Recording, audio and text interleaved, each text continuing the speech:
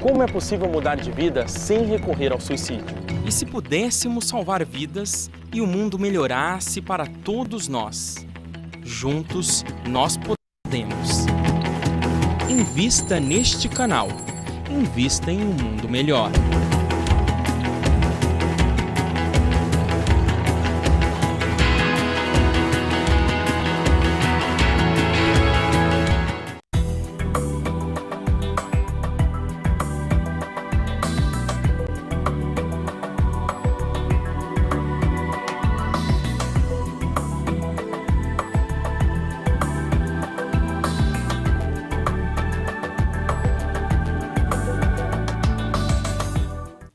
Olá, seja muito bem-vindo. Estamos iniciando mais um Repensar. E hoje o nosso convidado nos traz dois livros importantes, porque para quem não conhece ainda ou não iniciou no Espiritismo, tem a oportunidade de conhecer um pouco mais sobre Paulo de Tarso, também ter a noção de qual é o papel de um centro espírita, qual é a função do centro espírita, como se comportar num centro espírita. E para quem já faz parte do movimento espírita, poder reavaliar, né, como nós estamos cuidando ou tratando ou nos comportando num centro espírita e reforçar os conhecimentos sobre Paulo de Tarso. Então, são dois livros bem importantes. Um tem como título Epístolas de Paulo à Luz do Espiritismo e o outro é Centro Espírita, Prática Espírita e Cristã. E quem está aqui conosco é exatamente o autor desses dois livros, é Antônio César Perry de Carvalho, que nós damos muitas boas-vindas, um prazer conhecê-lo pessoalmente. Nós que agradecemos a oportunidade, Zilda, saudamos a todos esses companheiros que acompanham o programa Repensar. E estamos aqui à disposição para um diálogo. Pois é. Vamos começar pelo Epístolas de Paulo à Luz do Espiritismo. Eu acho que quem gosta de Paulo, que é um estudante ou estudioso, né, melhor dizendo, das coisas que Paulo disse e fez, né?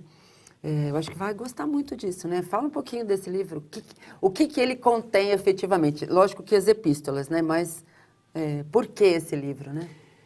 Na verdade, nós começamos a nos interessar por Paulo na nossa adolescência, quando lemos o famoso romance histórico de Emmanuel, Paulo e Estevão. Sim, certo. Nós começamos a verificar na nossa trajetória no movimento espírita que há muita semelhança, eu diria, coerência entre princípios espíritas e algumas ideias gerais das epístolas de Paulo.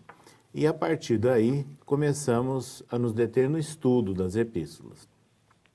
Uma preocupação foi separar assuntos que eram assim, muito de momento, de contexto da época, passageiros.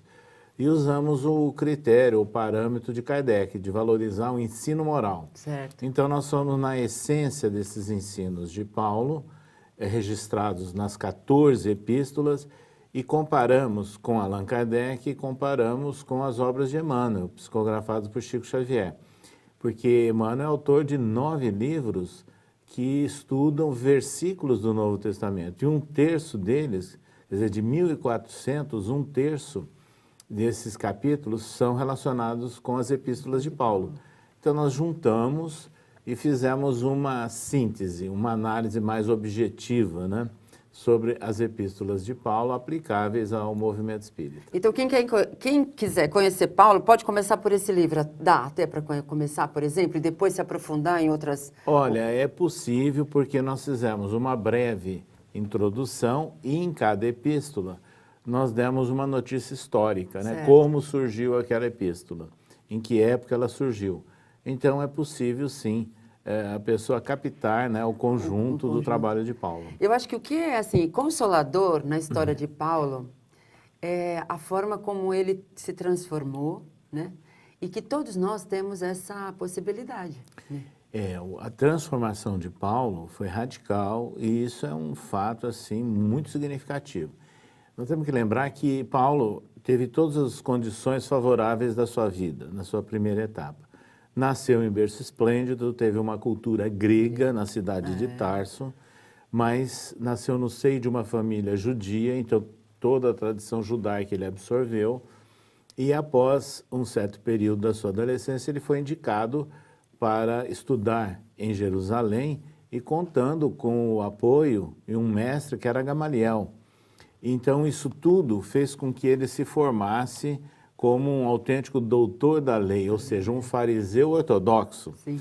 E, de repente, ele se transforma, deixa tudo isso de lado, né, joga de lado e se converte num ceareiro seguidor do Cristo. Então, é uma mudança que isso é importante nós lembrarmos, porque serve de estímulo às pessoas que às vezes têm dificuldades, né, em superar alguns embaraços, algumas limitações ou dificuldades em suas vidas. Então, mas ao mesmo tempo, eu acho que é interessante fazer essa análise de o conhecimento que ele tinha também o ajudou a conseguir compreender a diferença existente entre o que ele tinha aprendido e o que ele estava aprendendo, não é isso? Exatamente. Então, nós podemos até dizer que Paulo tinha a chamada autonomia intelectual. É isso, né? Porque ele conhecia a cultura grega, a cultura judaica e vivia dentro do Império Romano.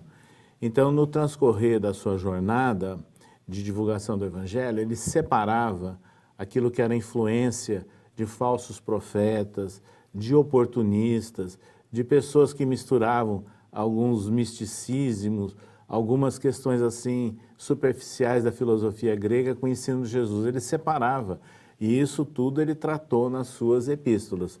E isso ajudou muito a Paulo. Então, toda a cultura que a gente conseguir adquirir, hoje, por exemplo, hoje, todo o conhecimento que nós conseguirmos vai facilitar o entendimento desse processo da vida, do que é bom para mim, o que não é bom, o que eu devo, o que eu não devo. Sem dúvida.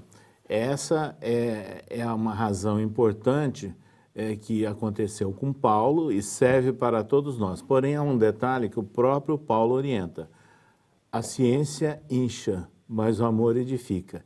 Então, quem tem cultura, conhecimento, acesso ao mundo intelectual, não deve se jactar disso, deve se despir de todas essas características e ombrear com as pessoas simples, ombrear com as pessoas simples e ombrear com as pessoas com as quais ela vai prestar um apoio, uma colaboração. Até porque as pessoas simples sempre têm algo a ensinar às pessoas muito cultas e muito complexas, não é mesmo? Exatamente, é por isso que Paulo até escreveu, fiz-me fraco para estar com os fracos. Então, ele deu esse exemplo. Muito bom. Então, não tem só aquela, acho que para encerrar esse bloco, não tem só aquela frase de Paulo que diz, tudo me é permitido, mas nem tudo me é lícito. Nem tudo é lícito. Né? Aliás, essa frase é dele e ela é adequável aos momentos que nós vivemos hoje. É uma grande orientação para o contexto do mundo de hoje. Acho que a gente vai aprender, né? Será? E a outra que ele escreveu também, examinai tudo, porém retende o bem. Muito bom. Ótimo, né? Eu acho que Paulo de Tarso é consolador para todas as épocas, né? Sem dúvida. E analisado à luz do Espiritismo, então nós vamos perceber o quanto que nós temos de potencial, né, nos escritos, nos exemplos de Paulo, para a orientação, inclusive, de bases do funcionamento do centro e do movimento espírita. Muito bom. Nós vamos a um breve intervalo e voltamos aí falando já do Centro Espírita, Prática Espírita e Cristã. Até já.